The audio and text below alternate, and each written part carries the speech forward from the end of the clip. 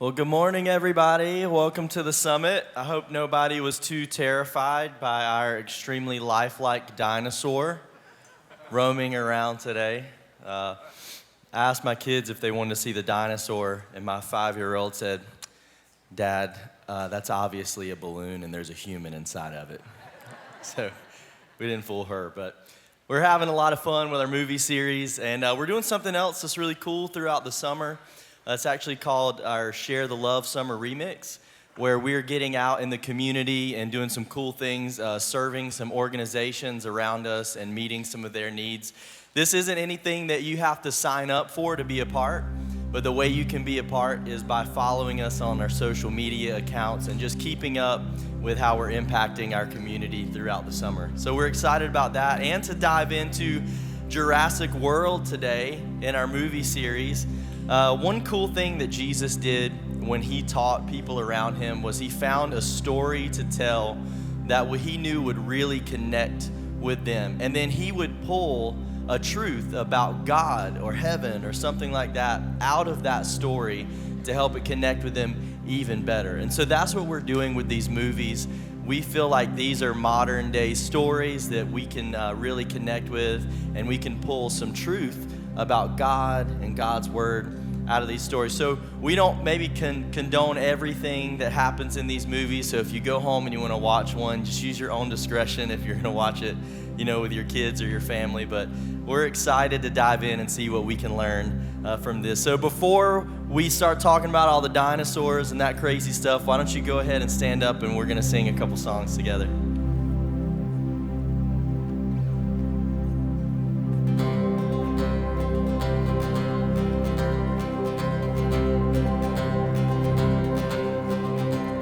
I was buried beneath my shame.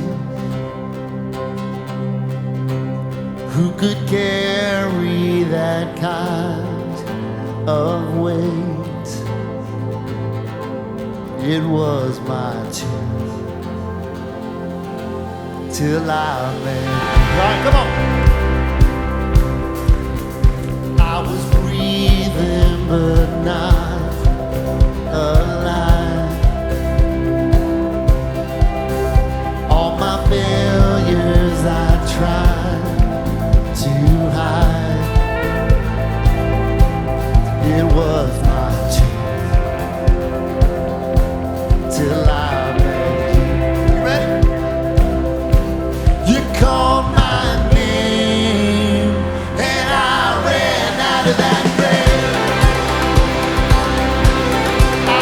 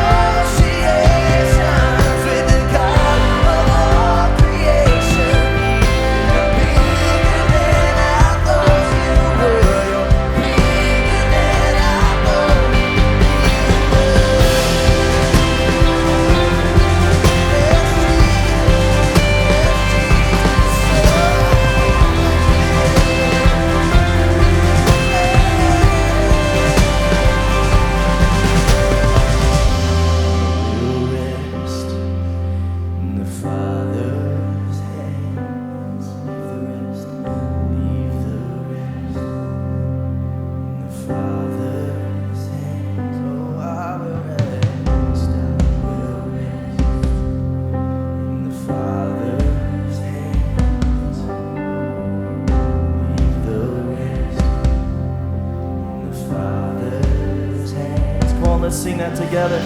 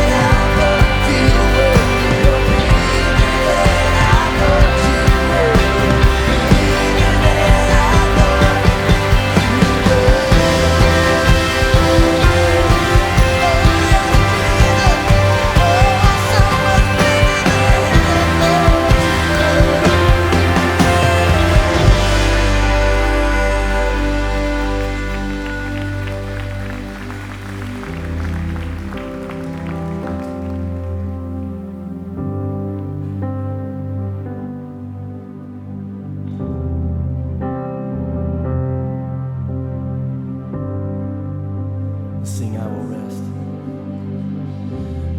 I will rest in the Father's hands. Leave the rest.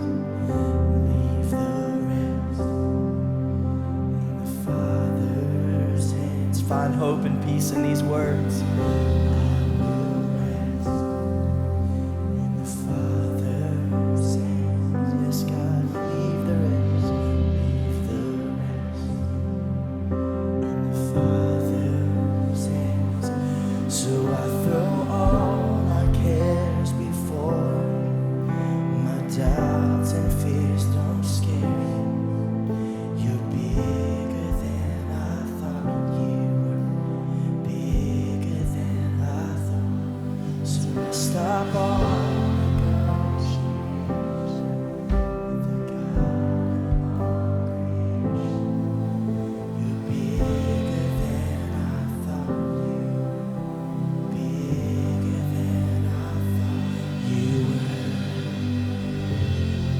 God, and no matter what we're facing today, no matter what we came here with, no matter what life circumstances right now feel bigger than us, God, you say that in our weakness you are strong.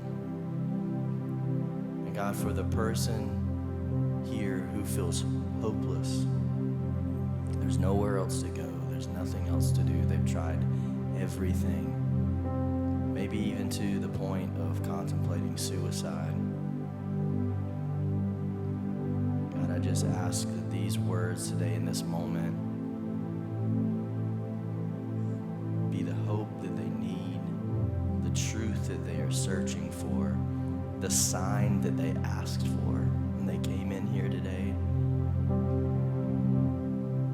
God, you are so real, and you are so much bigger than anything that we could ever face.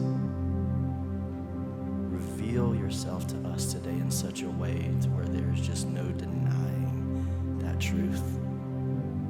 God, and we can know that the strength that we feel to carry on only comes from you. It's these things we ask in your name. Amen. You guys can go ahead and have a seat. Some of you may know we're getting to take some pretty cool steps forward with building a permanent facility in Oak Ridge for our Oak Ridge location of the summit. And they recently had a groundbreaking ceremony, and we want to kind of catch you up with some of the cool things that happened there, so check this out.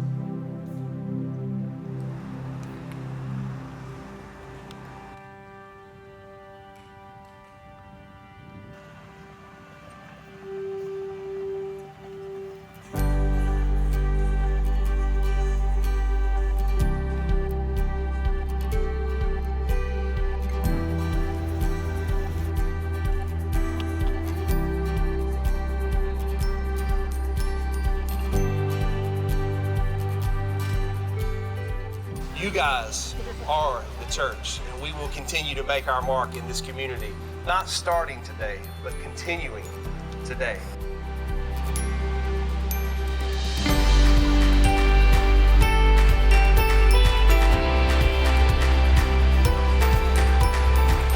Nothing has taken place on this piece of ground yet that even comes close to rivaling what's getting ready to take place on this piece of ground.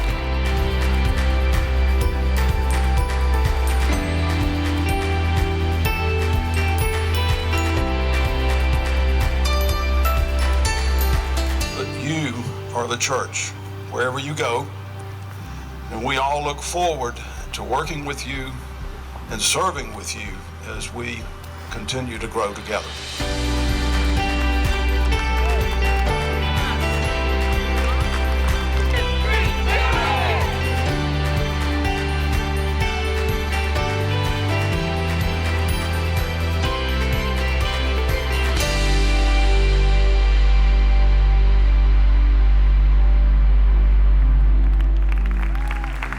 Isn't that awesome?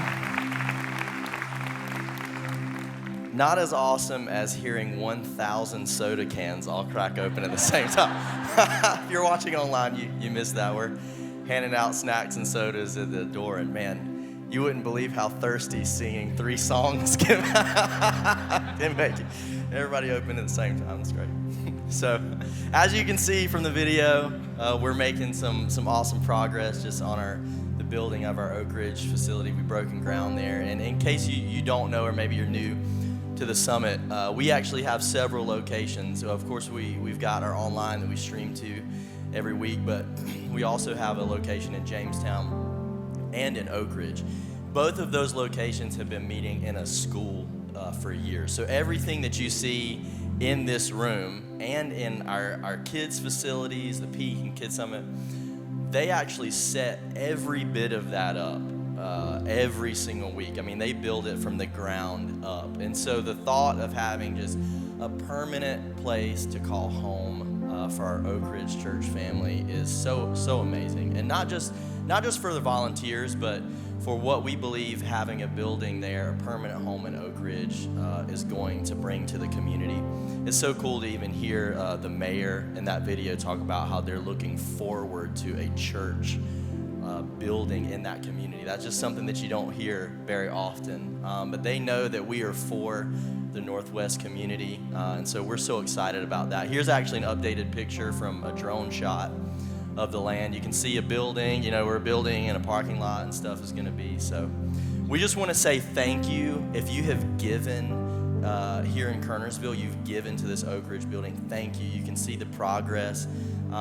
But what you can't see right now is how far that is going to go when that building is up and we're just impacting that community in even a bigger way. And so if you want to be a part of it, you can actually go to 4NW, that's FORNW.net, and find out more information or how to be a part. So we're excited about what we've got coming in Oak Ridge and in the rest of the service today, so you guys hang tight.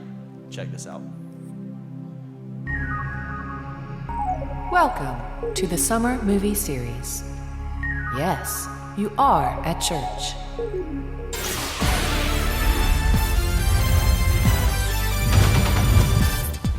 Please silence your phones, but feel free to tweet the good stuff. Remember, others near you may be experiencing a life-changing moment, so please keep distractions to a minimum. Giving envelopes are located around the auditorium and lobby. Please help us keep our auditorium clean by placing trash in the proper receptacles.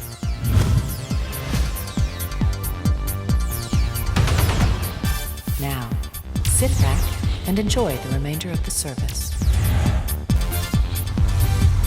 We're glad you're here.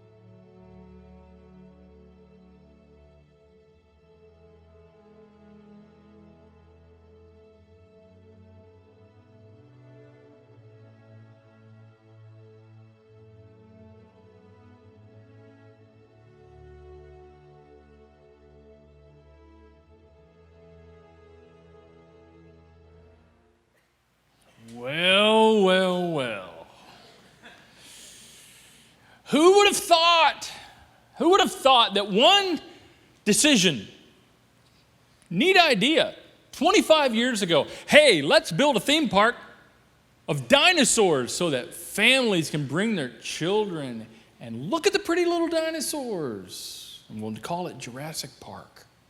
25 years ago, remember that? Yeah. Who would have thought that it went from look at the pretty dinosaurs to run for your lives, you know? One decision to do something. That said, hey, well, let's bring back the extinct dinosaurs. Genetically modify the order of things. They had no idea the mess that would be created. They had no idea the problems it would create. They had no clue where all of this would lead. In this next clip that you're getting ready to see, fast forward now, you're getting ready to look into a moment where they're at an auction and they've gathered all of these dinosaurs at the auction to sell them to the highest bidder as weapons in modern warfare. I'm like, what in the world? What have we done? And they've genetically modified the ultimate dinosaur, what they call the ultimate weapon, the biggest, baddest thing that has ever walked the face of the earth as far as terror and power to be used as a weapon. And they're going to auction it off. Check this out.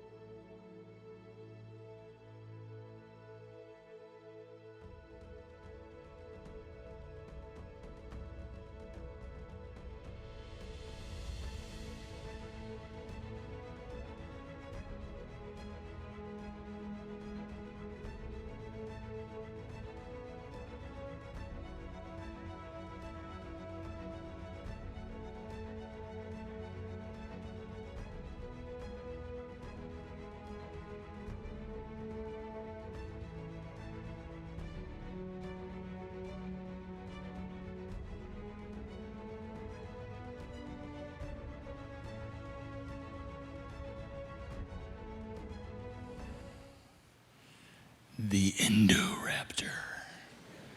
Yeah, you have to laugh because that scares the crap out of you. I was like, what? Yeah.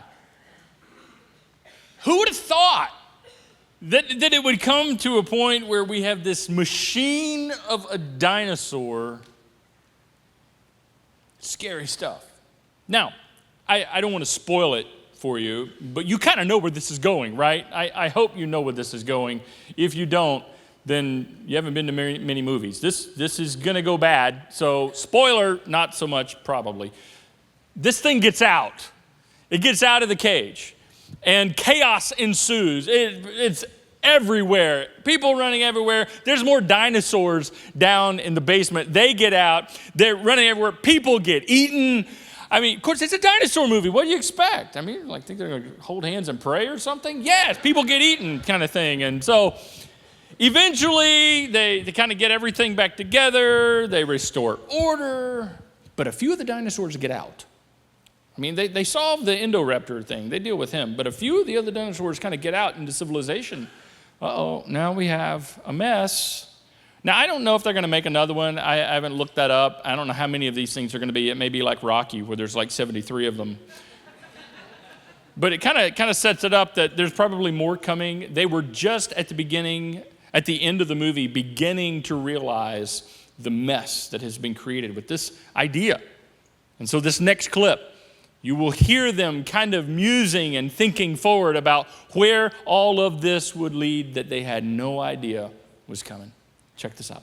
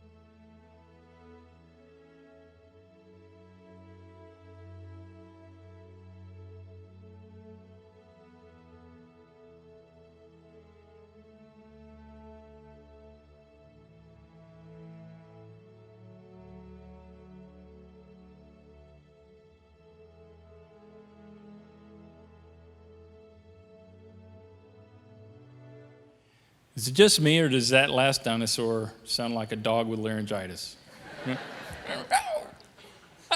That's so funny.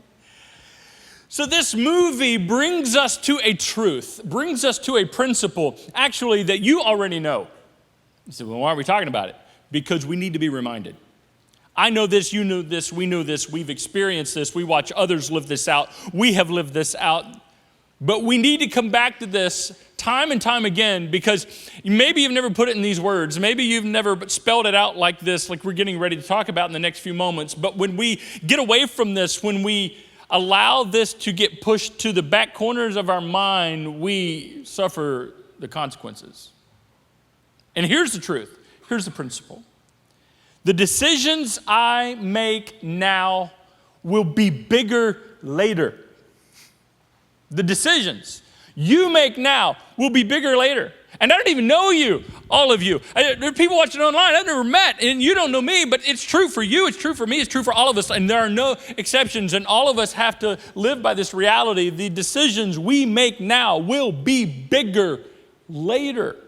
They had no idea where all that was going to lead when they decided, hey, let's do a theme park of dinosaurs. And you and I have no idea where our decisions ultimately lead. But it's always bigger later. The reason this is true, and the reason we've experienced this, is God has told us. That's the way it works. It's a people thing. It's a life thing. It's a principle that applies to every part of our existence. And he has taught us this all the way back. We find this truth in the scriptures. So it's familiar with all of us and applies to all of us. In the first century, for example, Paul the apostle is writing to a group of Christians in the city of Galatia. It's a melting pot of religious influence and culture and experience. And it's just quite an interesting place to live. And he's trying to help them understand some things. And he teaches them this. And God, as a result, helps us understand this truth. And this is what Paul writes. Don't be misled. You cannot mock the justice of God. You will always harvest what you plant. You will always harvest what you plant. Now, back then in the first century, it was an agriculturally driven society. They knew exactly what he meant. The analogies immediately hit home. And they were like, oh yeah, you're telling me. See, for us, we're much more of a technologically driven society. Not many of us are farmers. Very few of us in here have that experience on a day-to-day life, but we know this is true. In another translation, in several of the older translations, this is translated in such a way that has almost become a catchphrase that Christians, non-Christians alike are familiar with. And when I say it, immediately you will go, yes. And so in other translations, it's like God will not be mocked. Not just you will harvest what you plant, but it's translated, you will reap what you sow. You will always reap what you sow. Oh, yes. Now, immediately, some of you are going, oh, yeah, you're telling me, man. You're telling me I have reaped what I have sown. But maybe there's others of you going, I don't know about that, preacher. I don't know. Because my brother ain't reaping what he sowed.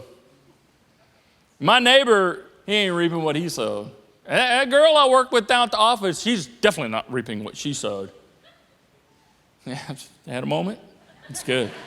It's great. Just felt that deeply over there. The Lord is working right over in there. Yeah. I don't know. They're not reaping what they're sowing. Or maybe you look in the mirror and go, well, I haven't reaped what I've sown because no one knows what I've done yet. Well, just give it time. Just give it time.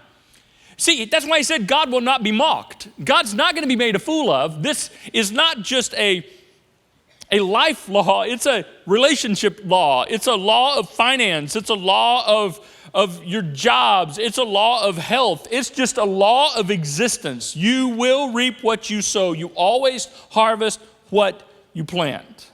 No one gets an exemption from this. Not only do you reap what you sow, the truth is you reap more than you sow. Always. It's a natural law. It's the way it works. Farmers know this. Well, we know this. You plant one seed, and from one seed comes a plant that produces fruit with many more seeds, but all from one seed. It's always bigger later, and it's true for your decisions as well. Paul goes on to write, and I'm not going to take a lot of time to unpack this because there's a lot in this next part. I just want to read it to you so that you can see that he's trying to help them understand, both from the negative side and the positive side, that your decisions will either get worse later or get better later.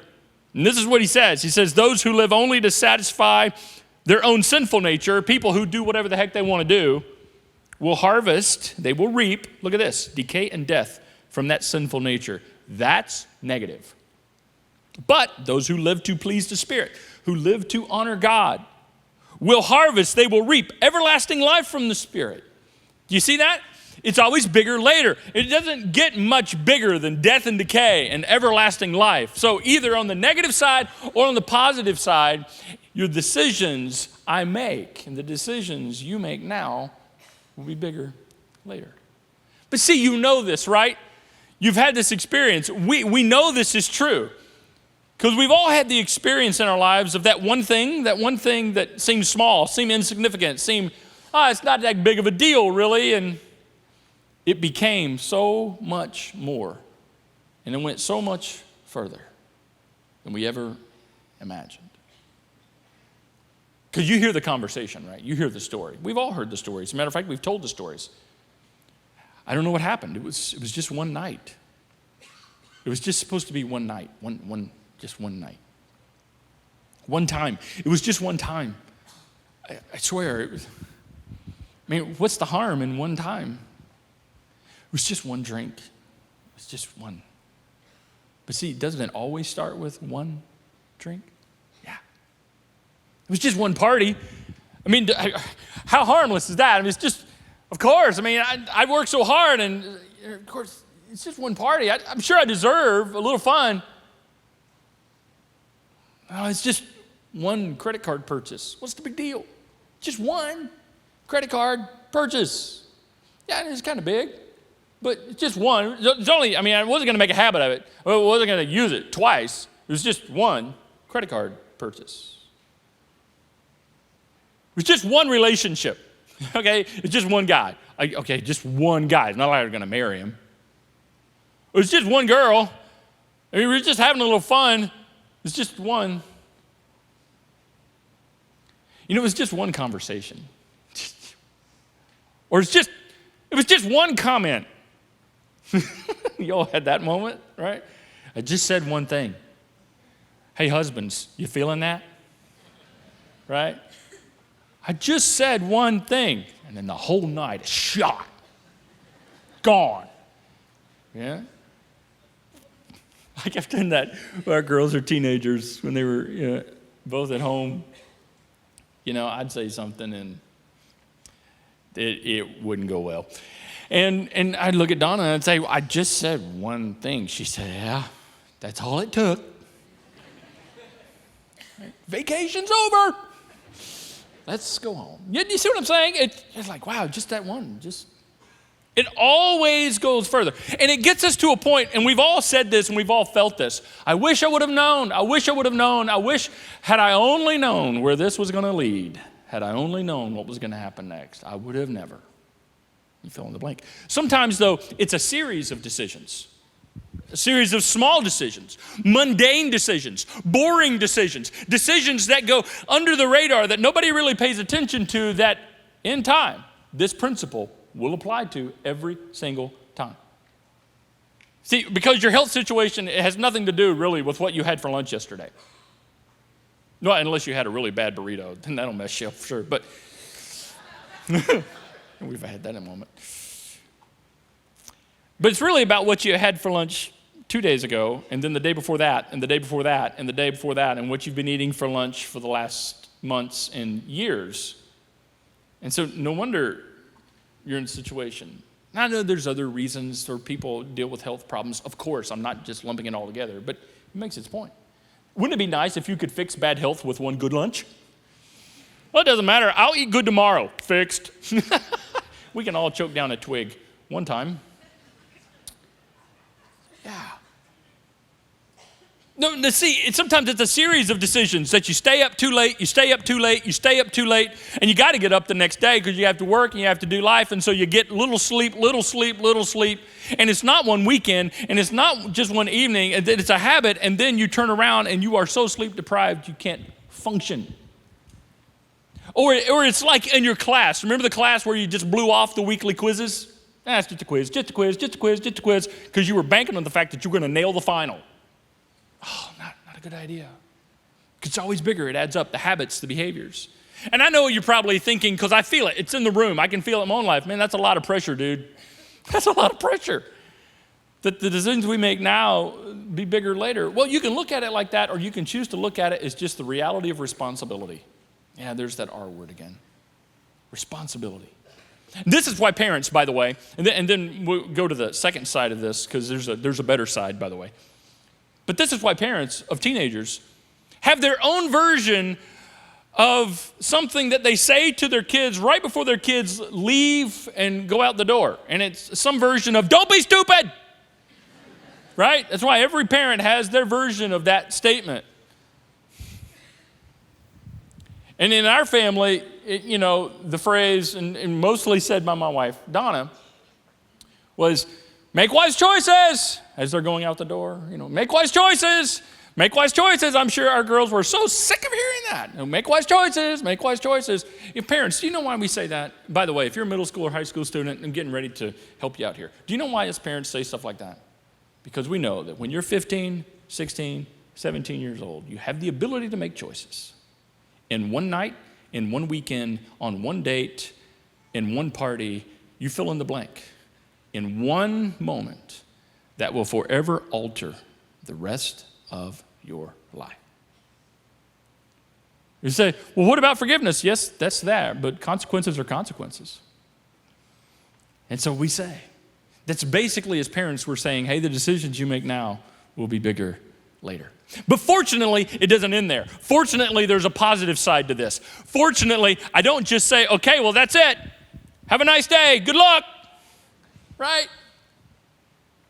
Thankfully, there's a positive side to this principle as well. It works just as great on the positive side. Most of the time when you hear somebody say, you're going to reap what you sow, it's negative. Or, man, I reaped what I sowed. It's negative, isn't it? Unfortunately, we almost always use it on the negative side, but it's just as true on the positive side. Because Paul continues to write. He says, you'll always harvest what you plant. He gives a couple of examples of how it can go bad negatively and go good positively, and then he says this. So, let's not get tired of doing what's good. I love that. Let's not get tired of doing what is good. Why? Because at just the right time, and some of you have been waiting for the right time, it'll come. At just the right time, we will reap a harvest of blessing if we don't give up. If we don't, stop doing what is good, stop doing what is right, stop doing what is wise, and go back to doing what is unwise and foolish. Because here's the deal. Either way, you will reap what you sow. You will harvest whatever you plant and put into the ground and the soil of your life. It's going to come back. It'll come back even more than you anticipated. But thankfully, it'll work in your favor if you're making good decisions, if you're making wise choices, and if you don't give up, and if you don't quit. I wonder how many of us have quit making wise choices right on the verge of reaping, right on the verge of the harvest, right on the verge of it paying huge. We give up. This is why. Again, it's a financial principle. That's why the budget, even though boring, because let's face it, budgets are boring. No. But that's why stick with a budget. Stick with a budget. Stick with a budget. Because eventually, right? Now, I'm not saying things won't happen outside the budget. Happened in my house this week. I don't replace the roof because it's leaking, right? Who plans for that? It happens. It happened in your place too. But if you stick to the budget, stick to the budget. Keep saving, keep saving, keep saving. Keep saving. Well, I'm keep saving, and what's going to happen? I don't know. Something will. But if you keep saving, it pays off in the end. It's a financial principle. But it's a relationship principle. It's a job principle. It applies to every single part of life. Keep saying no to the impulse. Keep saying no to the impulse that no one else knows you have, that no one else knows that you're dealing with. You keep saying no to that impulse long enough, it'll pay off. And isn't it often impulses that get us into trouble? Eat that now. Eat two now. Go for another one. Say that. Buy that.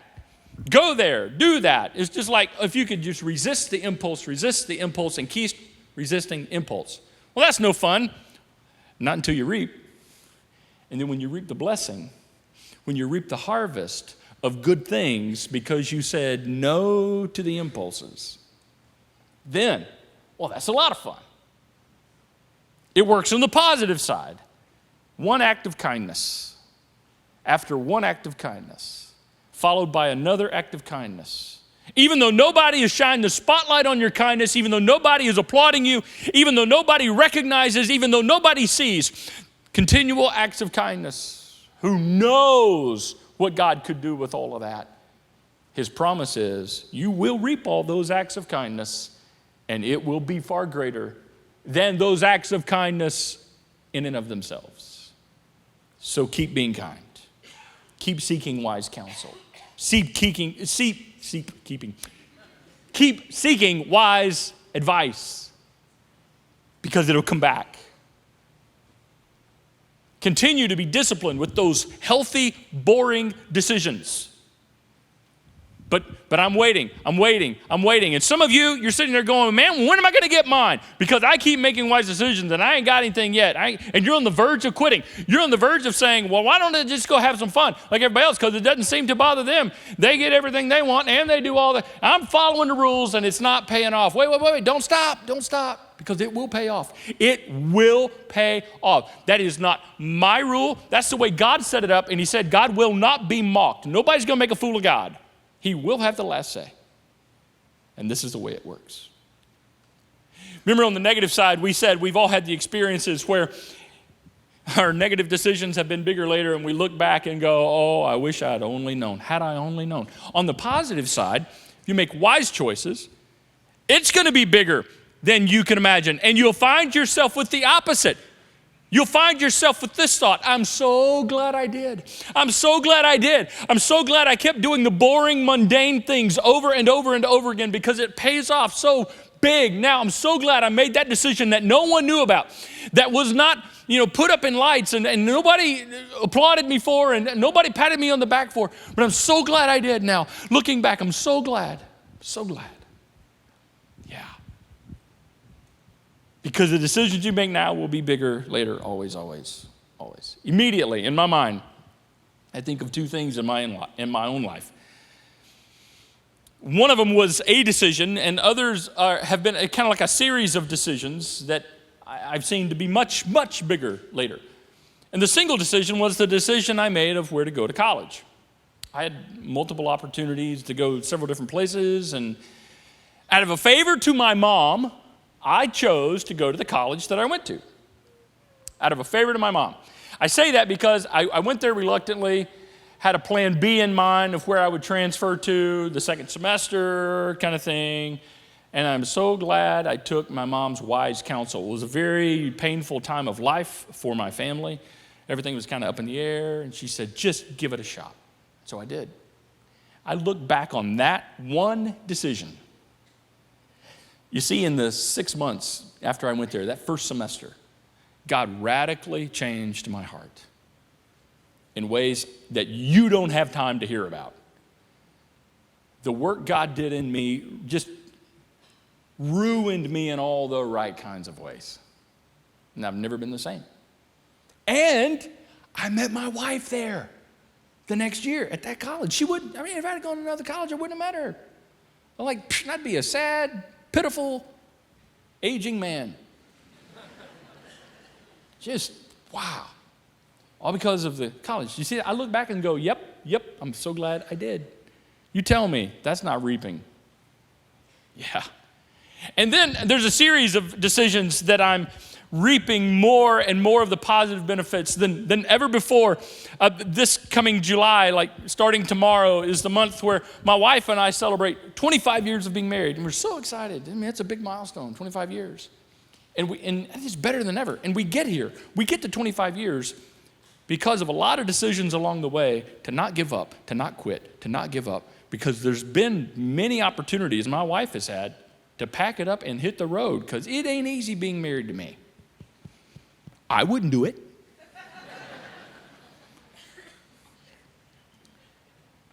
But every time we've said, I forgive you, you know what? That's on me. I'm sorry. Please forgive me. Yes, I'll go to counseling. Yes, I'll get some help. Yes, I'm going to learn. I'm going to read this book. I'm going to go to this seminar. I'm going to do whatever. Yes, we'll try again. Yes, all of those decisions, man, got us 25 years down the road. Like, are you kidding me?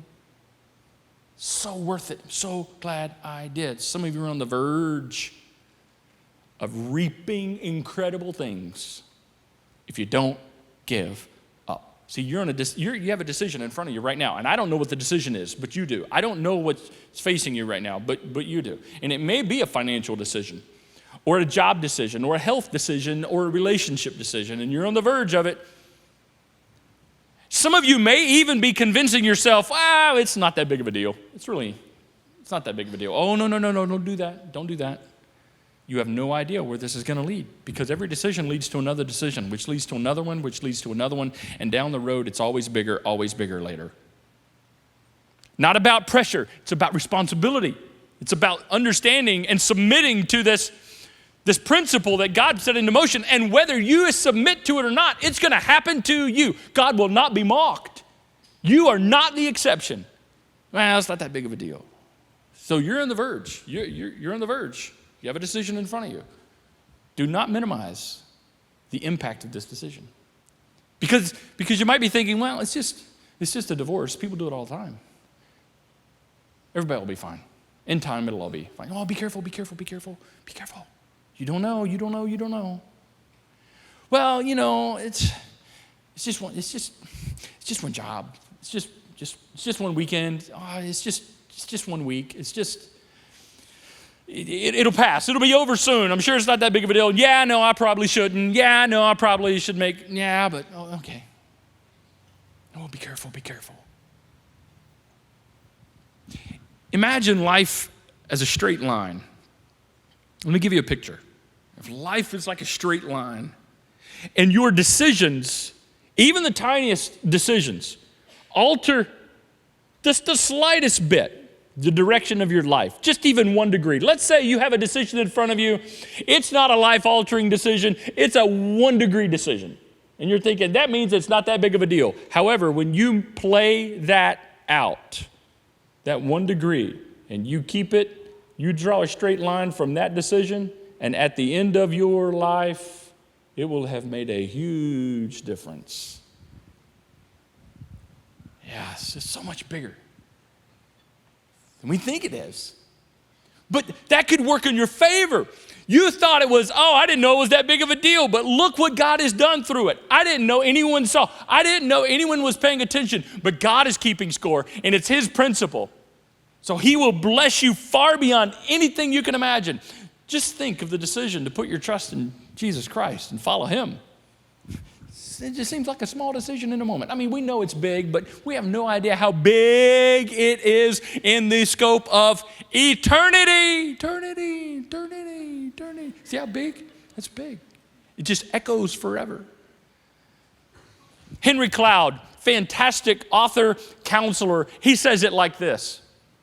He says, you need to learn to play the end of the movie. When you have a decision in front of you, this is gold, this is so good. I wish I'd have thought of it. It's brilliant. He said, look at the decision you have in front of you and play the end of the movie. Now, obviously, we have absolutely no idea, no guarantee of how things are going to work out ever. We don't have control. However, if you look at certain decisions, you could probably play out where this is going to go. So take the time to not act impulsively, but to act thoughtfully and think, where's this going to go? What's the ultimate outcome of this going to be? And is that what I want? You will not be the exception. Yeah, for most people, yeah, and for you too. You will not be the exception. God will not be mocked. Play the end of the movie. Stephen Covey, 7 Habits of Highly Effective People. Fantastic business book, life book. You got to read it. One of his habits, begin with the end in mind. Same thing. Begin with the end in mind. Before you begin, kind of envision the end of the movie. Envision where this is going to go. Envision where this could lead. And I know you think you're the exception, but you're not. You won't be. Don't gamble. And then all the way back in the first century, God said it. Through Paul's writing, you will always harvest what you plant. You will reap what you sow. The decisions that you're making right now will be bigger later. May they be wise decisions. May they be good decisions. Don't stop doing what is good. Don't give up, even on the small, mundane things. And may we be careful to not make decisions that create dinosaurs in our lives that come back and eat us. Let's pray. Father, we thank you for this principle of life, of existence that applies to every part of life. And we thank you for letting us know about it. We experience it. Even people who don't know this is in the Bible experience it. But it's great to know that this is something that you told us is true. So we can look to you for help with it. And I know there are people in this room and watching online. We've all reaped the negative harvest of poor choices. May we begin today making wise investments into our future, knowing we're going to reap what we sow. Making wise choices to help us not stop doing what is good. And there are those that are on the verge of quitting doing what is good, of tapping out on what is good and wise because they haven't reaped the benefits yet. Help them not to quit. Help them not to give up, to hang in there because you're the one that brings the harvest. You're the one that brings the blessing. And only heaven will reveal just how big the payout will ultimately be. So help us to live this principle out in all of the best kinds of ways and be cautious on the other side of things, that we don't make unwise choices that hurt us and those we love. We need your help, and we look to you for help in Jesus' name. Amen. Now, I'm excited about this whole series. This is fun stuff. I love this. I think it's a unique way to learn God's truth and memorable, and it's fun. And, you know, since when do you come to church and see a T-Rex and you can take a picture with the T-Rex? I mean, that's amazing. I'm excited about all these weeks, but I'll tell you, next week, I may be most excited about that one. Next week's movie is Bohemian Rhapsody. Queen fans, music? Anybody? Yeah, that takes you back. Maybe it takes you back to a night where you reap what you sowed, but hopefully not. Hopefully not. Okay. So help me with this mental deducing here, okay? Just play this out. We have an awesome band, and there's a movie with lots of incredible music. I don't know what's going to happen, but I bet it's going to be awesome. So you'll want to be here. If you can't be here, join us online. Bring a friend with you. And by the way, if you were thinking about coming on Thursday night this week, don't, because it's July the 4th, and they planned Independence Day on our Thursday evening service. For some reason, they did that and didn't ask us. So we're not having church on Thursday night. Celebrate with your family and friends, cook out, fireworks, all that stuff. Sunday, we'll be full on. Everybody piling on Sunday. If you can't get in, watch us online. We'll have a great week. We'll see you then. Bye.